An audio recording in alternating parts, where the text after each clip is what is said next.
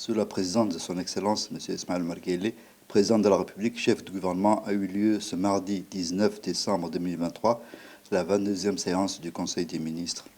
Ont été examinés et approuvés les textes suivants.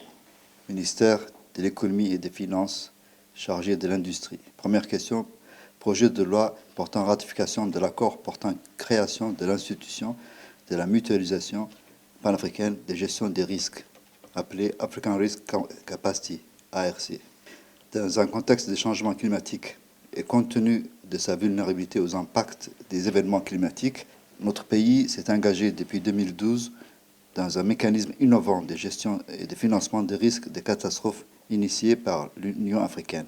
Étant l'un des premiers pays signataires de traités portant création de la mutuelle panafricaine de gestion des risques, cette institution spécialisée de l'Union africaine a pour mandat d'aider les États membres de l'Union africaine à renforcer leur capacité de gestion des risques afin de mieux planifier, préparer et répondre aux événements liés à la météorologie extrême et autres catastrophes naturelles. L'adhésion de notre pays à cette mutuelle permettra de bénéficier des programmes de renforcement des capacités de l'ARC et de l'assistance financière en cas de survenance des catastrophes naturelles, ainsi que de l'accompagnement de l'institution de planification et de gestion prompte des risques et des catastrophes naturelles. Secrétariat d'État chargé des investissements et du développement du secteur privé. Deuxième question, projet de loi portant ratification de l'accord de protection des investissements avec le Kenya. Le projet de loi a pour objet la ratification de l'accord de protection et de promotion des investissements avec le Kenya, signé le 9 mai 2018. Cet accord bilatéral a pour finalité de promouvoir la coopération économique entre les deux pays, de créer les conditions favorables pour les investissements et le développement économique entre les deux États. L'objectif de cet accord est d'encourager, de stimuler et de protéger les investissements de manière réciproque dans ces pays respectifs, ainsi que de favoriser le transfert de capitaux, de technologies et de savoir-faire dans l'optique de rationaliser les investissements. Il met en place un cadre d'investissement juridique sécurisé et l'encouragement des flux d'investissement et des échanges commerciaux. L'objectif visé s'inscrit dans le cadre de la stratégie du gouvernement en matière de développement et d'attraction des investissements en République de Djibouti. Ministère de la Défense. Troisième question. Projet de loi portant approbation des comptes financiers de la Caisse militaire de retraite pour l'exercice 2021 et 2022. Les comptes financiers de la CMR pour l'exercice 2021 sont arrêtés en produit à 2,295 milliards de francs Djibouti et en charge à 2,458 milliards de francs Djibouti. Les produits de la CMR connaissent une progression en passant de 2,14 milliards en 2020 à 2,29 milliards en 2021. Cette augmentation est due à l'accroissement de la subvention de l'État et des revenus des contributions. Les principaux postes des charges sont les pensions de retraite, les pécules, les charges de personnel, les achats de matériel et fournitures, ainsi que les services extérieurs. Les comptes financiers de la CMR pour l'exercice 2022 sont arrêtés en produits à 2,683 milliards et ces produits d'exploitation sont composés de contributions et des subventions de l'État, qui connaît également une forte progression de 250 millions de plus. Les principaux postes de charges sont les pensions de retraite, 2,56 milliards, contre 2,29 milliards en 2021. Les autres actifs courants s'élèvent à 115 millions de francs Djibouti en renfermant des pensions à recevoir de l'armée de 114 millions de francs Djibouti. Et en 2022, la CMR a procédé à l'acquisition des immobilisations corporelles et incorporelles d'un montant de 11 millions de francs Djibouti en agencement et aménagement matériel, en mobilier de bureau et en matériel d'équipement. En 2022, la CMR a traité 234 dossiers couvrant principalement des retraites, les décès et le recouvrement des cotisations. Le montant total des pensions s'élève à 3 501 personnes, en augmentation de 3,7% par rapport à 2021. Ministère de l'Énergie chargé des ressources naturelles. Quatrième question. Projet de loi portant approbation des comptes financiers de l'Électricité de Djibouti pour les exercices 2021, 2020, 2019, 2018 et 2017. Les comptes financiers de l'EDD pour l'exercice 2021 sont arrêtés en produit à 31 milliards 350 millions et en charge à 28 milliards 460 millions avec un résultat excédentaire de 2 milliards 171 millions francs Djibouti. L'exercice est bénéficiaire et connaît une augmentation. Le total des produits connaît également une progression qui est due à une augmentation du chiffre d'affaires composé des ventes des énergies et travaux et prestations divers. La hausse est liée à la forte augmentation du poste combustible avec une utilisation plus fréquente des groupes électrogènes et la production d'énergie électrique s'élève à 622 533 MWh, dont 512 537 MWh fournis par l'interconnexion et 110 056 MWh produits par les groupes diesel. L'EDD a réalisé des investissements de l'ordre de 1,83 milliard francs Djibouti en 2021 en acquisition de logiciels, en construction, en installation technique, en matériel et outillage, en mobilier et matériel de bureau, ainsi qu'en matériel informatique et matériel roulant. Les comptes financiers de 2017 à 2021 ont été présentés au Conseil des ministres pour régularisation également. Ministère de la Santé, projet de décret portant nomination des membres du conseil d'administration du Centre hospitalier universitaire de Djibouti. Le présent projet de décret a pour objet, conformément aux dispositions de la loi numéro 12 de 2023 portant création du Centre hospitalier universitaire de Djibouti, le CHU, la nomination des nouveaux membres du conseil d'administration du CHU de Djibouti. Ce centre hospitalier universitaire, composé de 5 hôpitaux, sont l'hôpital général Pelletier, l'hôpital de Belbela Cheikho, le centre de pneumologie Dr Shakib, la maternité d'Al-Hanan et les centres de référence de santé et de reproduction Husseina. Ce centre universitaire a pour mission de dispenser des soins médicaux avec les différents hôpitaux, promouvoir la recherche, l'expertise et l'innovation dans le domaine médical et concourir à la réalisation des objectifs de santé publique. L'animation des membres du conseil d'administration permettra donc à ces centres d'accomplir efficacement ces missions. Sixième question, projet de décret portant nomination des membres du conseil d'administration de l'hôpital régional d'Ali Sebih.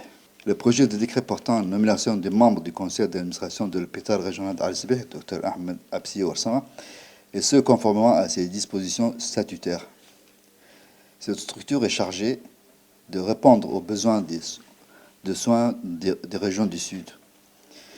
L'adoption de ce projet vise donc à mettre en place l'organe d'administration de cette structure en vue de lui permettre d'accomplir pleinement sa mission. Septième question. Projet d'arrêté portant approbation et rendant exécutoire le budget prévisionnel 2024 de la centrale d'achat des médicaments et des matériels essentiels. Le budget prévisionnel 2024 de la CAM est arrêté en produit à 1,840 milliard avec un résultat de 26 350 000 francs de Djibouti. Le résultat prévisionnel est en augmentation en 2024. Les produits de la CAM connaissent une baisse et proviennent des ventes des médicaments, des matériels médicaux, des réactifs, des solutés et des vaccins et de la subvention de l'État. Cette dernière connaît une baisse et les principaux postes de charges sont les achats, les services et autres services extérieurs et les charges des personnels. Les dépenses d'investissement s'élèvent à 59 millions de francs Djibouti et concernent les droits de mise à jour des logiciels, la construction prévue au niveau de la zone sinistrée, l'acquisition des matériels bureautiques et informatiques, ainsi que l'achat des mobiliers et diverses installations techniques. En 2023, la CAM a réalisé un certain nombre de projets dont la mise en place d'un système de gestion dans 15 structures de soins connectées directement à la CAM, le lancement du projet One Time Delivery, la mise en norme des stocks avec la souscription d'une assurance et la mise en place d'un système de gestion commerciale et comptable. Secrétaire d'État chargé des sports. Huitième question. Projet de décret portant nomination des membres du conseil d'administration de l'Agence nationale pour la promotion du sport.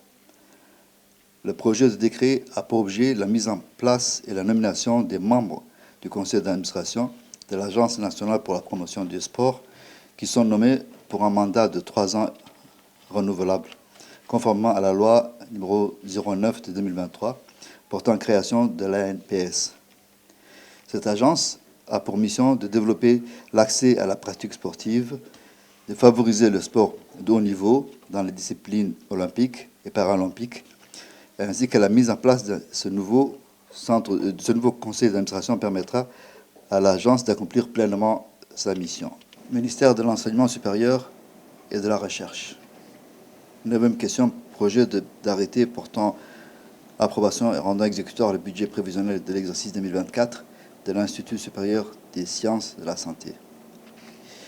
Le budget prévisionnel 2024 de l'Institut supérieur des sciences de la santé est présenté un équilibre entre produits et charges à la somme de 400 millions de francs Djibouti.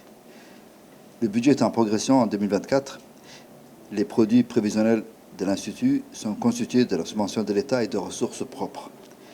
Les ressources propres sont constituées de revenus des droits d'inscription, des formations initiales et continues, des frais de scolarité et de location des salles.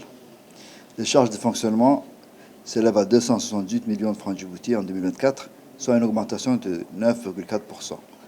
Les principaux postes sont les achats, les services extérieurs, autres services extérieurs et les charges de personnel. Ces dernières progressent de 9,15%. L'Institut supérieur des sciences de la santé va réaliser des investissements de 93 millions de francs Djibouti dans la réhabilitation et la mise en norme du laboratoire et dans la réhabilitation de la bibliothèque et des sanitaires, ainsi que l'acquisition de matériel roulant et la digitalisation de l'enseignement.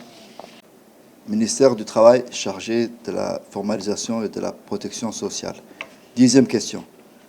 Projet d'arrêté portant adoption du budget prévisionnel de l'exercice 2024 de la Caisse nationale de sécurité sociale.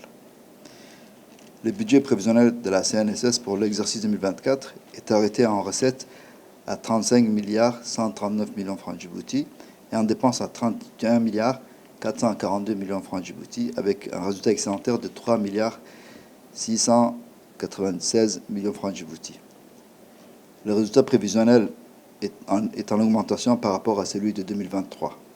Le résultat des cotisations sociales connaissent un accroissement de 6% par rapport à l'exercice précédent. Les autres ressources s'élèvent à 1,28 milliard de francs Djibouti, dont 602 millions de francs en produits financiers, 165 millions de retenues de 3% sur le régime des retraites, ainsi que la contribution de l'État qui s'élève à 131 millions de francs Djibouti pour les régimes des ex-GNA. Et les dépenses techniques s'élèvent à 24 milliards contre 21 milliards en 2023. Les dépenses du régime de retraite connaissent une augmentation de 5% due à l'intégration des nouveaux retraités et les dépenses de branche assurance maladie universelle enregistrent une hausse de 8,5% liée à l'accès aux médicaments les plus coûteux.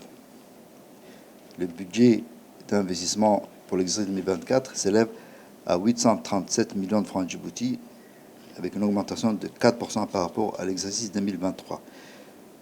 Ce budget d'investissement est destiné à l'informatisation du système des données, la modernisation du dispositif organisationnel.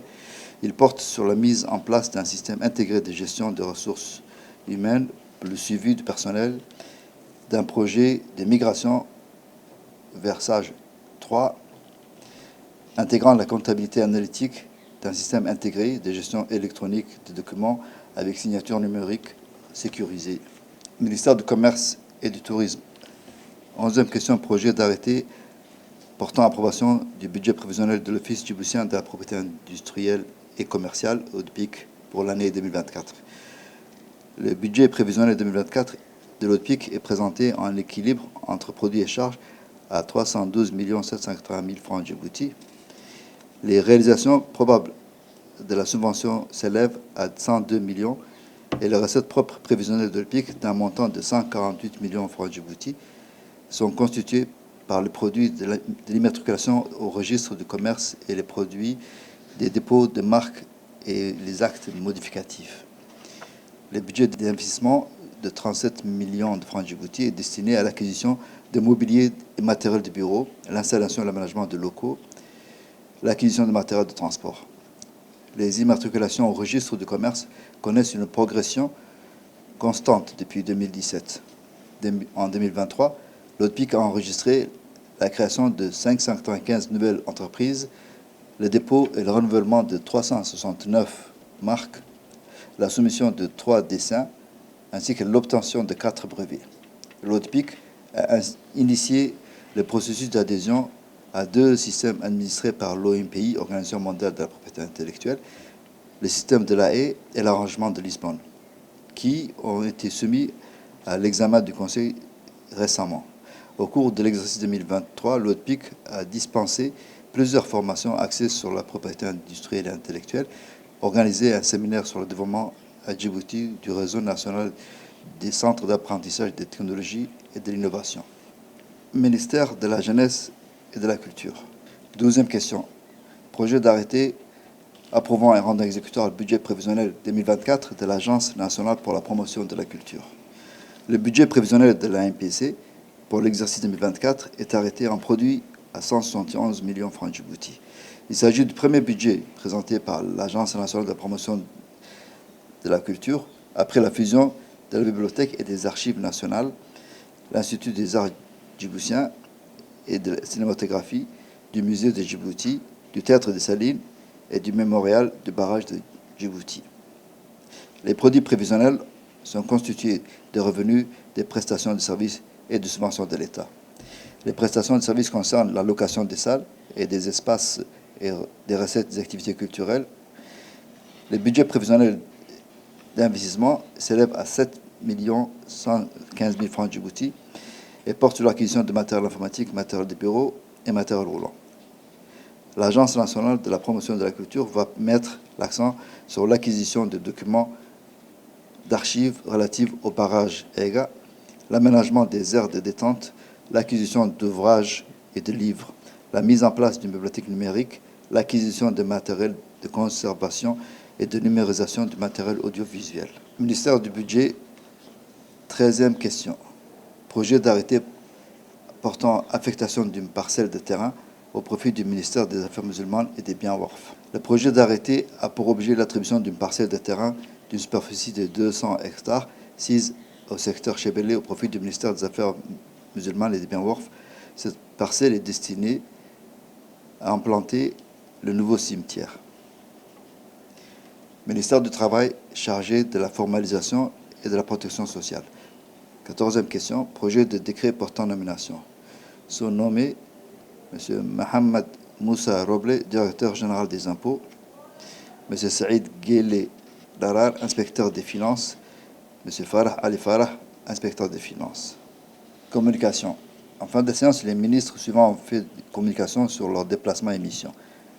Le ministre de l'économie et des finances chargé de l'industrie a fait un compte-rendu sur sa participation à la 19e réunion ministérielle de l'initiative pour l'Afrique qui s'est tenue le 15 décembre 2023 à Bruxelles. Le ministre de l'Intérieur a fait un compte-rendu de sa participation au Forum mondial pour le réfugié qui s'est tenu du 13 au 15 décembre à Genève.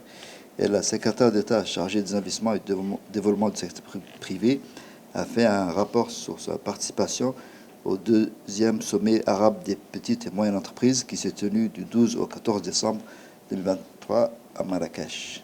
Je vous remercie.